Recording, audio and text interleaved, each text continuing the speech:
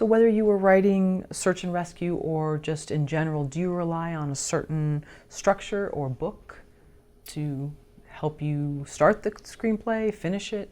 You mean a book for the source material or a book for inspiration? Inspiration, a writing book? No, but there is one book that I probably mentioned this before. There is that book by Stephen King on writing, which was key when I started to sit down and do search and rescue. I don't know why, because Valerie didn't point me to that book, but I think either somebody introduced it to me or I just came across it. It was right at that point where I was, am I going to do this? Am I really going to commit? Am I going to do this? And then I read that book by Stephen King, which is this really thin book. Have you read it? Yeah, it's great. It's and great, he talks right? about his life too. It's not just a how-to. It's not just one of these this is how you write a book or a screenplay. It was very conversational, like his stuff is. It was very unpretentious. And it somehow demystified it and made it easier to start. So that book, I think, was really key because I felt like I just needed to kind of, I don't know, it just seemed less complicated than like reading one of those classic screenwriting, like books, where's the inciting incident and all that. It wasn't any of that stuff. It was just like, this is how I do it, and it works for me, and maybe it'll work for you. And I was like, okay. So that was key. I mean, I actually recommend that book when when people say what book, that's the book I recommend for writers. Yeah, I thought it was good too, and I forgot exactly how he says it. It's been a few years since I've read it, but when he actually became a writer in terms of he was hired, and then it was difficult to finish things without substances or whatever. It was very interesting how you wouldn't think that would be a problem. Right, you wouldn't, right? All of us are waiting to get to a point where we don't have to worry about a day job, and then he talks about not having a day job and having to be disciplined and things like that. Right. That's a problem I think a lot of us don't think about. No, I think, and also there's a pressure now. All of a sudden, it's like you're not, now you are this thing, you are this professional thing, so you're expected to deliver, and I just think he made it easy for the prospective writer to just, to realize that, this stuff is probably in you, and you just have to be, you just have to be serious about it and get down to business, and it's the unofficialness of it, or the not mathematical kind of step-by-step process that I think made the book good.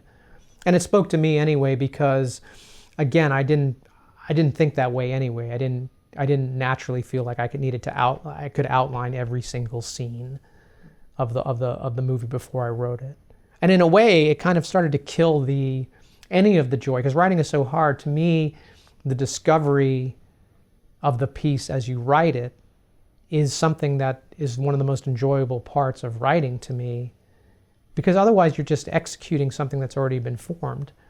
And to a certain degree, I mean, that's what you're doing when you're making a film, but there's such a translation from the word to the image with actors and everything. That's such a huge translation that doesn't feel boring. Although I heard, like Hitchcock used to say, by the time I made the movie, it was so designed that I was bored to death because I knew it so well I didn't even want to show up. It was done in my head. But for writing, I felt that if it was so laid out that I would just be like a slave to this outline. Like, now I got to write this scene, now I got to write this, as opposed to something that would sort of reveal itself.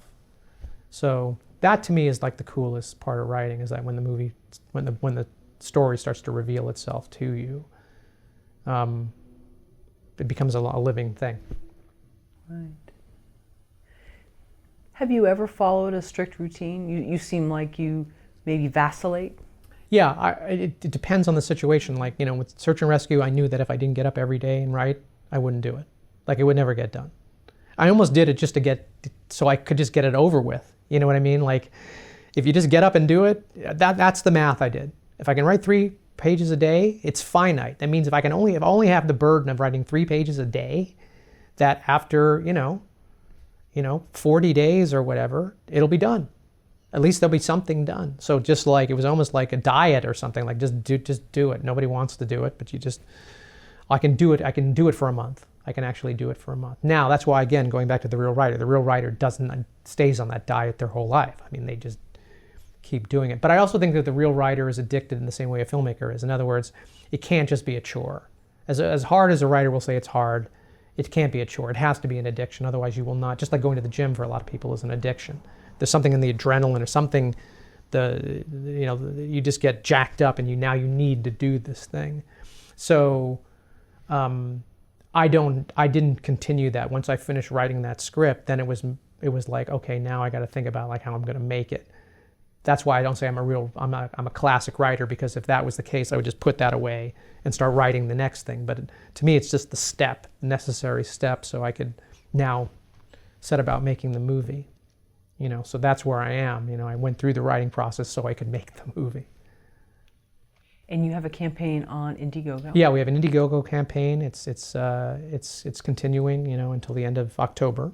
Okay. And yeah, everything is on there. That was another thing. It was also like, what does it take to make an Indiegogo campaign? Well, it takes at least this, and this. It takes a lot of. It can be different for everybody, but for the people that were working with me, they were like, we really got to spend a month or two, at least 2 months of just producing content that sets up the campaign. In other words, building an awareness. And how are you going to build that awareness? Are you just going to comment that I'm making a movie, or do you, in our case, create a lot of videos, a lot of sort of mini teases and aspects of the content of the story, and also my biography as a filmmaker and the films I've made, all these things. It was a production of 2 months before we even launched the campaign, and then it was all the videos and stuff that had to be created for the campaign itself. And even then, you can do all that, but there's no guarantee how much you're going to get. But I felt like at least I had to put my best foot forward and do as best a job as I could producing that stuff. And so that's what we did. Do you have a target date for? I want to shoot in January. I want to shoot the film in January, and I think that's doable. And like I said, the actors are on board. Kevin Corrigan and Lucy Davis and Barry Bostwick are all on board, and Alan Havey just joined the cast, and that cast will continue to grow. And as soon as we're like actually fully greenlit, we're making it on this day, I know we're actually going to get bigger names to commit, because there are a lot of animal-loving celebrities in this town, and I'm sure they'll want to get involved in the picture if it's actually happening. They know they only have to come in for a day or two. But January is when I hope to do it. Here in LA. Yeah, partly in LA. The movie is set in LA, but again, like all independent filmmakers, we'll just go where the dollar stretches farthest. We actually shot Palmdale. Yeah, we actually shot the teaser in Oakland, and that's where a lot of technicians and people I know, and I had some infrastructure there, and so we may actually shoot a chunk of it in Oakland in the Bay Area and another chunk of it here. But it's a small budget, so you want to like stretch the money. Sure. Yeah. And so the crowdfunding campaign, most of it goes to production, or will some of it go to post, or? Well, it's all towards production and post. Just the means of making the movie, and I have to think about if we get enough to get it in the can, then that's what we'll do. We'll put it in the can, and then we'll use that material if we have to raise the additional money. But I feel like I think the most important thing about the process is that for anybody is just putting it into play, putting it, because there's a million reasons to not do it. And most of it was just fear of it not happening, or maybe it won't happen or whatever. And I feel like the second I committed to the idea of making the thing, that itself, and this is not a new concept, but that in and of itself, that mindset attracted people to the project, and it started to get its own momentum going. And this, you build it bit by bit. You build it person by person, dollar by dollar, and you just keep going. So I'm very grateful just that I was able to put it into play. Yeah, there's a dog right there. Yeah, the dog agrees. See.